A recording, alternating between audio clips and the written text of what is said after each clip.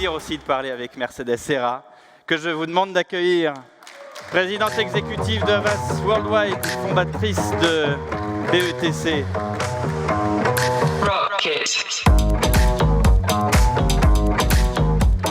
Alors Mercedes et moi, on a l'habitude de discuter en voiture. Absolument. C'est vrai. C'était sympa, oui. C'était sympa. On fait référence à un podcast que vous pouvez retrouver sur tous vos sites de téléchargement, un podcast réalisé par les équipes d'Europe 1 Studio et qui s'appelle En route avec. Et nous avons, je crois, à peu près une demi-heure sur le métier d'entrepreneur que vous êtes, Mercedes. Dans dirigeant commercial chez BETC, vous me dites que vous avez enlevé le mot commercial. Oui, parce que ça orientait mal les gens qui travaillaient au commercial, en fait. C'est quoi, c'est un gros mot, commercial ? Non, moi j'adore le mot commerce. Mon prénom veut dire commerce. Donc j'adore le commerce. Mais je pense que pour faire du commerce, il y avait confusion, c'est-à-dire que j'avais plein de gens qui venaient me voir en me disant on voudrait être commerciaux. Et je disais, vous voulez faire quoi ? On veut vendre. Je dis, mais moi je ne veux pas que vous vendiez, je veux que vous trouviez. Donc ce n'est pas exactement le même métier. Donc BETC, c'est assez bizarre sur ce point-là, c'est-à-dire que, vous savez, les grandes agences anglaises, elles ont une structure où ils ont quelqu'un qui vend, quelqu'un qui pense, quelqu'un qui crée. Moi, je ne crois pas à ça. Je pense que quelqu'un qui pense sans vendre, il ne s'engage pas. Ce qui est assez émouvant, c'est en fait, notre métier, comme l'a dit Agathe, est très difficile. Il s'agit de trouver... C'est une science humaine. Donc, on met plein de choses les plus scientifiques possibles. Et puis ensuite, il faut trouver une orientation. Et cette orientation, pour qu'elle donne des choses intéressantes, pour qu'elle fasse bouger les gens, c'est d'ailleurs la même chose en politique, il faut du courage, il faut exprimer une idée. Oh là là, exprimer une idée, c'est bien compliqué. Et pour exprimer tout ça, il y a un moment, il faut s'engager. Donc si moi je vais chez un client, et je suis la personne qui a pensé, qui a pris le risque de... normalement, j'hésite beaucoup avant d'aller chez le client. Je me dis, on peut faire ça, on peut faire ça, on peut faire ça. Puis à un moment, j'arrête. Je dis, bon, on va proposer ça. Parce que le plus difficile dans le monde, c'est de faire bouger le monde. Donc si vous êtes incertain, si vous proposez à droite, à gauche, au milieu, on ne comprend rien. Donc il faut avoir le courage de trancher et de se dire, OK. Alors parfois on me dit, vous êtes sûr ? Je dis à 100%, jamais sûr. Mais je crois que peut-être c'est là qu'on va trouver le meilleur ressort du business, puisque nous ensuite, ça se complique. Mais il y a des résultats, donc on voit très bien si vous avez bien pensé ou pas bien pensé. Quand on vous dit à vous, vous êtes sûr, on est pratiquement sûr que vous êtes sûr, parce que vous avez derrière vous les campagnes d'Evian, les campagnes de... Mais quand vous avez un jeune conseiller, est-ce qu'on lui dit de la même façon ? Est-ce que vous êtes sûr ? Moi, j'étais plus culottée quand j'étais jeune que maintenant.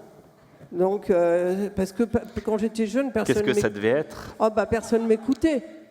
Donc vous arrivez dans une pièce et donc j'allais bosser comme une malade pour que quelqu'un m'écoute, veuille bien m'écouter un peu. Et vous savez, ça marche. C'est-à-dire que les gens, ils sont sensibles à l'engagement. Donc c'est pour ça d'ailleurs que ce métier demande Alors, la vente, on dit, c'est pas tendance. Aujourd'hui, on dit plutôt un conseiller. Non, la vente, j'aime beaucoup. Ouais, mais c'est bien. Mais oui, parce je vais vous dire un truc. On dit aujourd'hui, je ne suis pas vendeur, je suis conseiller. Est-ce que c'est comme si on disait, mais non, je ne suis pas jardinier, je suis paysagiste ? J'aime les deux. Oui. J'aime bien vous le aimez tout, vous. Moi, j'aime bien le jardinier, excusez-moi, mais en plus, moi, j'aime beaucoup les jardiniers. Moi, je pense qu'un bon paysagiste, il sait jardiner. S'il ne sait pas jardiner, il ne peut pas... J'avais 3h30 de rush pour le podcast de 30 minutes. Non, mais il ne sait pas, un paysagiste qui ne sait pas jardiner, il ne m'intéresse même pas. Parce que c'est une vision, vous avez besoin du concret, de l'immédiateté.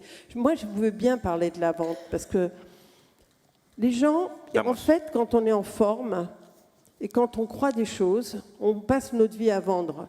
Quand on est en bonne santé, on vend. Parce que si j'ai rien, si chaque fois que vous me posez une question, je vous dis « Ah, j'en sais rien », ça va être très triste, un peu déprimant. Donc en fait, les gens, ils sont faits dans la vie pour croire à des choses et pour les proposer aux autres. Eh bien, les proposer aux autres, ça s'appelle la vente. Et je voudrais juste revenir à mon prénom. Ça veut dire merci, mon prénom. Donc ça veut dire que le remerciement, il est né avec le commerce.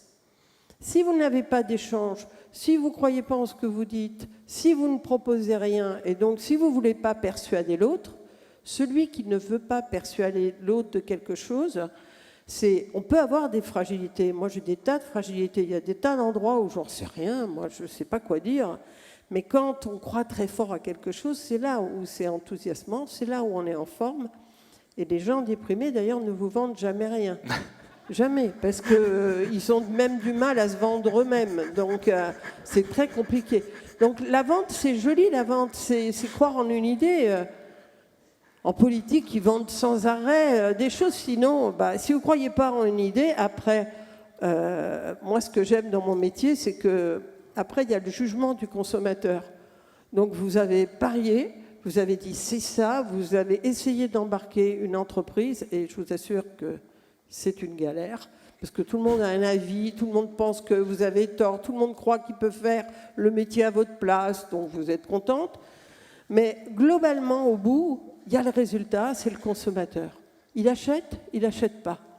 Donc, ça rend humble. Donc, c'est pour ça que je ne dis jamais je suis à 100% sûr. On parlait avec Agathe Bousquet tout à l'heure de la publicité. Je demandais si c'était un univers particulier. Moi, je suis allé chez vous, chez BETC. C'est un campus universitaire. En fait. C'est top. Super. C'est top. Il faut venir chez BETC, je vous le dis. Non, c'est top. C'est quoi il y a un mot d'ordre, il n'y en a pas, justement. Oui, on vient comme on est, c'est comme chez McDo. Non, il y a un mot d'ordre. En fait, ça a l'air sympa, pas du tout. Ah, ça n'est pas sympa. Non, c'est trop exigeant. C'est-à-dire que les gens qui travaillent chez BETC, ils ont deux problèmes. Il faut qu'ils aient chez les clients persuadés, mais quand ils rentrent, il faut qu'ils persuadent l'agence que ce qu'ils ont proposé aux clients, c'est vraiment bien. Donc, c'est un sacré... Pourquoi ? Parce qu'on ne veut pas sortir n'importe quoi. Moi, mon objectif, j'ai deux objectifs. J'ai l'objectif de vendre quelque chose à un client, mais j'ai une vision de ce que j'ai envie de vendre. Je n'ai pas envie de vendre n'importe quoi. Je n'ai pas envie que mon agence, elle rabaisse les gens. J'ai envie de les tirer vers le haut. Donc tout ça, ça met de la pression sur ces gens qui sont formidables, hein, sinon l'agence ne serait pas ce qu'elle est, parce que moi, je ne peux pas tout, hein, de loin. Il y a plein de gens. Et ça, mais ils l'ont intégré, ça, c'est une culture. Vous n'avez plus besoin de les surveiller, quoi. Les pauvres, ils travaillent tout le temps. Parce que c'est dur comme culture. Il n'y a même pas il n'y a pas de badge, il n'y a rien. Vous passez, on ne sait pas. Il y a un marché. Il y a un badge de protection. Il y a un type qui vend des fruits en bas. C'est protection. Ah oui, il y a le monsieur qui vend des fruits, mais c'est normal parce qu'ils n'ont pas le temps d'aller acheter sinon. Donc on leur amène quand même de la santé, de la nourriture, tout ça. Pour que... changement de paradigme chez BETC.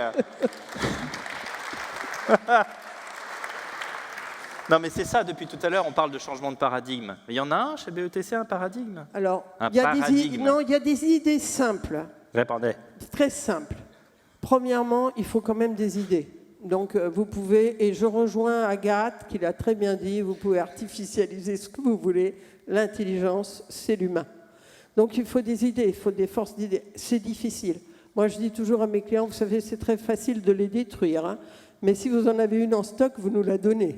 Parce que trouver une vraie idée, un vrai levier, c'est jamais facile. Deuxièmement, il faut quand on a une idée, rien ne s'impose facilement. C'est très rare que j'ai vendu facilement quelque chose. Quasiment chaque fois que c'est bien, j'ai mis longtemps. Comme si, quand c'est trop évident, vous n'avez pas le succès au bout. Les belles idées, elles bougent les choses, elles engagent... Donc, c'est ça qui entoure BETC. Et après, il y a beaucoup de talents chez BETC. Moi, je suis obligée de faire drôlement attention, hein. Il faut les traiter, ils sont à mon niveau, il ne faut pas que je croie que je suis en dessus. Si je dis... Vous voyez, c'est des talents, quoi. Il faut gérer des talents. Il faut savoir remercier. Quand ils ne trouvent pas, il ne faut pas engueuler. Ça ne sert à rien, ils n'ont pas trouvé. Moi, je dis toujours à mes clients, qu'est-ce que je leur dise ? Vous croyez que ça vient comme ça ? Il me dit, c'est urgent de venir. Je lui dis, avec rien. C'est urgent que je vienne avec rien. Bon, donc c'est pas... Ouais, c'est urgent qu'on trouve, mais je préviens tout le monde. Il est urgent de trouver.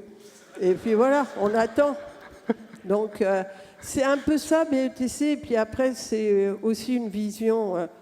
Moi, j'aime beaucoup Jean-Charles parce que c'est aussi une vision sur la société. C'est-à-dire que les gens chez BETC, ils ont l'impression quand même d'un respect profond pour essayer de faire un monde qui soit meilleur. Donc, on ne vend pas n'importe quoi. Donc, on ne travaille pas pour n'importe qui. Et on ne vend pas n'importe quoi. On parle beaucoup de BETC, on a raison d'ailleurs. Mais qu'est-ce que vous donneriez comme conseil à tout dirigeant, quel qu'il soit aujourd'hui en France? Le courage d'une vision. C'est-à-dire, on dit, et je déteste quand les visions ne sont pas accrochées à la réalité. La schizophrénie, j'en vois beaucoup en ce moment. Des gens qui me disent, ah oui, mais il faut faire le bien du monde, mais dépêchez-vous de vendre ça. Moi, je voudrais parler de ce que vous vendez, si ça ne vous dérange pas, c'est quand même pas honteux. Donc, je pense qu'il faut... vous voyez, là, il y a une nervosité sur la consommation. Et les gens ont raison, on ne peut pas faire n'importe quoi. Bon, on va quand même continuer à boire, à manger, et on va continuer à vendre. Donc, on ne peut pas du jour au lendemain faire comme si c'était un drame total de manger un gâteau, et que c'est ça qui perdait le monde, que le poulet égorgé, ça nous angoisse, mais les femmes égorgées dans le monde, ça ne nous angoisse pas. On va reprendre une relativité des choses. Merci Mercedes. Merci à vous. Tonnerre d'applaudissements pour Mercedes Serra.